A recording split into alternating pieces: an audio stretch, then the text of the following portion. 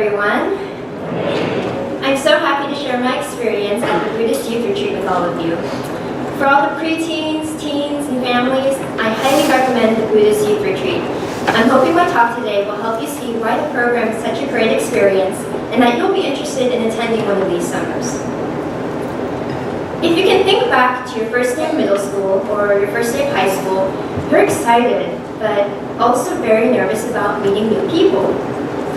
You might just make new best friends, but you're also worried that you won't have anything in common or you won't know what to say. Then imagine this.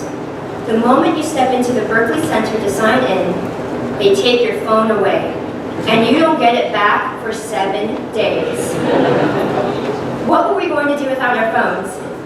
But it turns out every minute was filled with learning, meditation, reflection, and friendship.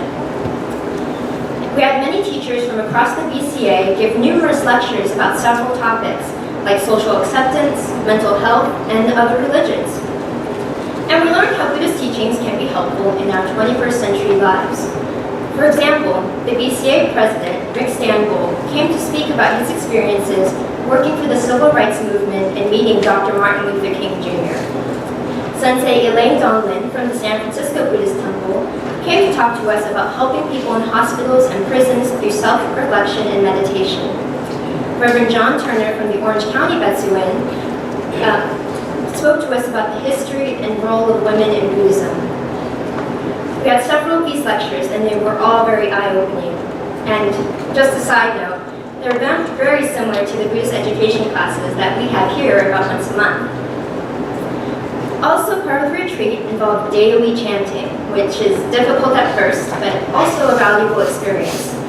When you are focusing your energy and being mindful of the right words, timing, and proper breathing, stress seems to go away and your mind is clear for that time. In addition to learning about chanting and setting up the Naijin or the altar, the reverends helped us create a sermon based off of our own personal life experiences.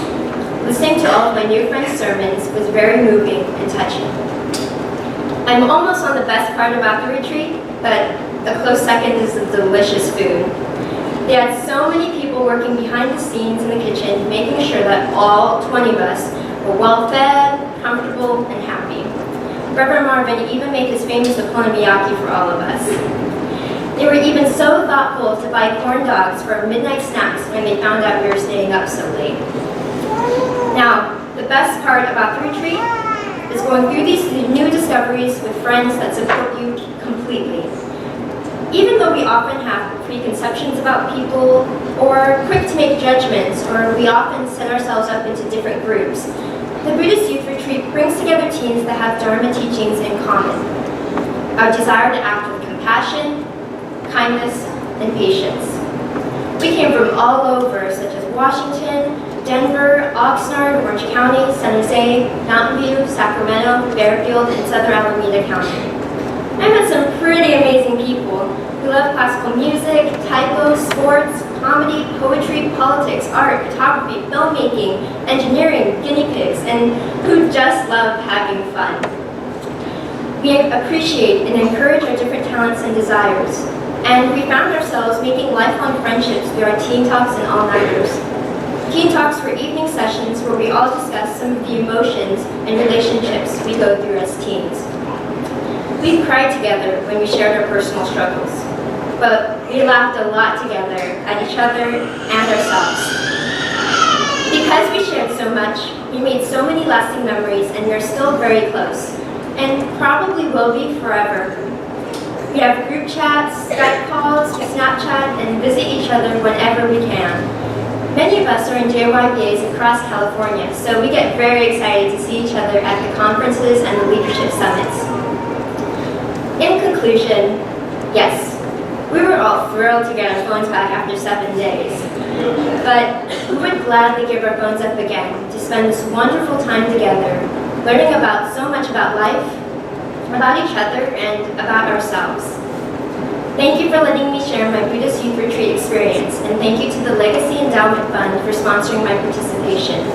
The next retreat will take place the week of 4th of July. If anyone has any questions about my experience, please feel free to ask me anytime. Thank you. Oh, please join me in Gassho. We didn't know we were making memories. We just knew we were having fun. Namo Amidatsu. Namo Amidatsu. Namo Amidatsu.